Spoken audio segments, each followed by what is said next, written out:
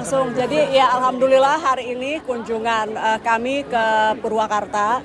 Kebetulan saya dengan Pak Gubernur itu sempat cerita lah ya mengenai apa nih yang bisa kita lakukan setelah PP Tunas lahir ditandatangan oleh Presiden. Ini kan perlu diimplementasikan hingga ke pelosok. Nah ini kan perlu kerjasama dengan kepala daerah, dan kemarin kebetulan inisiasinya datang dari Gubernur Jawa Barat untuk memulai pertama di Jawa Barat, khususnya di Purwakarta. Kita tahu 48% pengguna internet adalah anak-anak di bawah usia 18 tahun. Kita tahu banyak dari anak-anak ini menjadi korban baik itu bullying, pornografi, termasuk kekerasan, termasuk judi online. Dan kita ingin agar PP ini segera bisa diterapkan. Sekali lagi untuk keberhasilan selain mengundang platform, kami juga harus banyak bicara dan kerjasama dengan kepala daerah. Jadi kita apresiasi bahwa Jawa Barat paling pertama siap, bahkan sudah dilengkapi dengan surat edaran yang mengatur agar di lingkungan sekolah itu tidak lagi boleh menggunakan gadget atau HP. Jadi dari saya apresiasi Pak Gub bahwa ini ditindaklanjuti di tingkat pemerintah daerah. Ibu, teknisnya gimana itu pelaksanaan PP itu, Bu? Maksudnya dengan banyaknya warga yang pengguna internet, apakah itu efektif digunakan, Bu? Pada akhirnya ini kan kita ada waktu maksimal 2 tahun. Tapi bukan berarti kita nunggu 2 tahun ya, itu maksimal 2 tahun, kita harapkan bisa langsung diimplementasi lebih cepat. Kalau lebih banyak kepala daerah seperti di Jawa Barat berkolaborasi dengan pemerintah pusat, ini insya Allah bisa lebih cepat. Dan pada prinsipnya titik beratnya selain edukasi ataupun aturan tambahan seperti surat edaran yang dikeluarkan oleh Jawa Barat, yang kita juga kenakan tugas berat adalah platform. Karena mereka telah mengakses pasar Indonesia. Ada 81 juta anak di bawah usia 18 tahun, sehingga mereka juga punya kewajiban untuk menaikkan teknologinya, sehingga mereka itu bisa melihat ketika ada anak masuk menggunakan nik palsu atau usia palsu, harusnya platform itu sudah paham. Dengan teknologi sekarang ada AI dan lain-lain sudah paham. Jadi mereka lah yang nanti wajib membersihkan konten-konten ataupun akun-akun yang di bawah umur. Sehingga nanti kerja dari pemerintah pusat, pemerintah daerah, para guru, orang tua itu lebih kepada edukasi. Mungkin dari sudah saya. Ada komunikasi, Bu, dengan platform?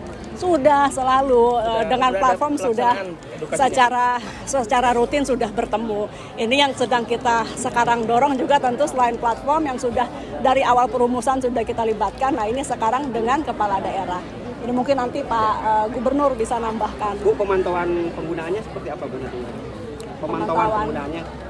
Penggunaan apa nanti kan yang jadi nanti kalau ada kalau ini sudah berlaku penuh, kalau ada platform yang kedapatan ada anak di bawah usia tertentu masuk di platform tersebut, maka dia akan kena sanksi, mulai dari sanksinya administratif, mulai dari denda hingga kalau yang memang sudah berulang, Pak Gub, ya ditutup gitu, karena tidak menghormati hukum-hukum yang memang sudah dikeluarkan oleh pemerintah begitu.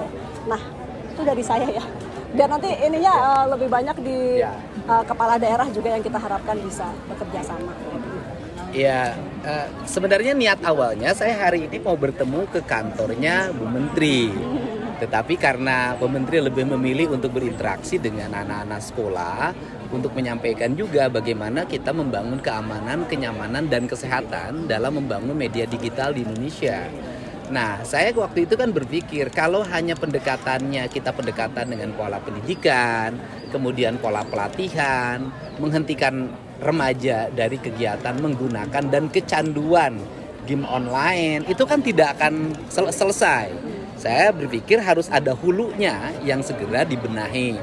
Maka PP ini sebenarnya hulu dari seluruh pembenahan penggunaan media sosial dan platform media sosial itu yang memiliki dampak terhadap pertumbuhan dan perkembangan anak serta melahirkan kejahatan dan berbagai tindak kriminal yang dilakukan oleh remaja. Nah, sehingga dengan kebijakan ini, PP ini, dan kemudian nanti para kepala daerah itu mencoba memahami dan kemudian menginternalisasi serta mengimplementasikannya menjadi kebijakan publik yang lebih teknis di daerah, ini sangat baik. Nah, saya setuju banget. Nanti misalnya anak usia SMP, ketika muncul dia menggunakan platform yang itu bertentangan dengan prinsip-prinsip dia sebagai remaja, menggunakan NIK palsu, KK palsu, atau nama palsu, maka secara otomatis itu harus segera dihentikan. Nah, ini kan harus segera dibuat. aspek-aspek yang bersifat teknis, karena tidak mungkin seorang gubernur ngurusin 50 juta rakyat. Karena saya ngomong seperti ini, mereka memegang HP di rumah dalam setiap hari. Saya bikin kebijakan pelatihan di barak militer misalnya, itu juga tidak akan bisa menyelesaikan untuk semuanya. Untuk itu diperlukan kebijakan yang strategis, dan kita alhamdulillah ya Pak Prabowo sudah menurunkan PP. Ya. Dan PP ini sebenarnya barikade untuk menjaga anak-anak kita. Termasuk Jawa Barat, kan problem utama kenapa saya menghentikan kegiatan wisuda, studi tour, perpisahan. Saya itu lagi nurunin pinjaman online. Karena Jawa Barat itu ranking tertinggi pinjol, itu salah satunya konsumsinya adalah konsumsi kegiatan untuk anak-anaknya. Beli HP, bayar motor, kemudian juga perpisahan, kemudian studi tour, dan berbagai kegiatan lainnya yang menguras ekonominya. Sehingga jalan mudah ini, anaknya minta jalan pintas, dia bikin jalan pintas yang pinjamannya, sehingga rankingnya tertinggi. Saya ingin nurunin. Nah itu yang tertinggi itu pinjol. Di bawah pinjol namanya Bank Emok, Bank Keliling, NBK, Bank Pancasila, lebih marak lagi. Nah ini PR bagi seorang gubernur yang kayak Bu Menteri tadi, harus punya tangan yang kokoh untuk segera merubah paradigma yang orang Jawa Barat itu sudah lama terbiasa sebuah kebudayaan kajenting tekor asal sokor. Gitu. Artinya walaupun dia berutang, yang penting di luar kelihatan kaya. Gitu loh. Betul Pak. Dari pemerintah daerah Kan kita sudah ada itu. Nah nanti kan kita sudah saya posting tentang peraturan gubernur ini. Saya yakin sudah banyak yang sudah memiliki, karena tinggal diakses. Kang Deddy, isu lain boleh Kang Deddy terkait dengan yang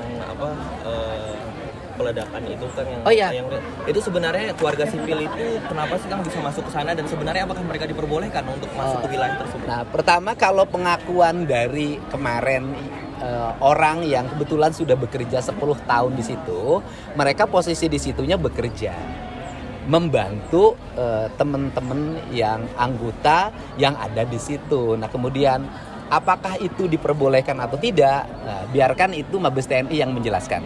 Nah, ranah saya hanya ranah sosial dan ranah penanganan ketika saat ini sudah terjadi. Tetapi kedepannya akan menjadi perhatian utama. Kalau saya sih cenderung nanti warga sipil yang di Garut nggak boleh lagi terlibat dalam kegiatan-kegiatan itu. Karena memiliki resiko tinggi dan bukan orang yang terlatih. Walaupun dia sudah mengatakan saya terlatih kan gitu loh. Tetapi kan pekerjaannya bukan ranah sipil. Oke, terima kasih teman-teman.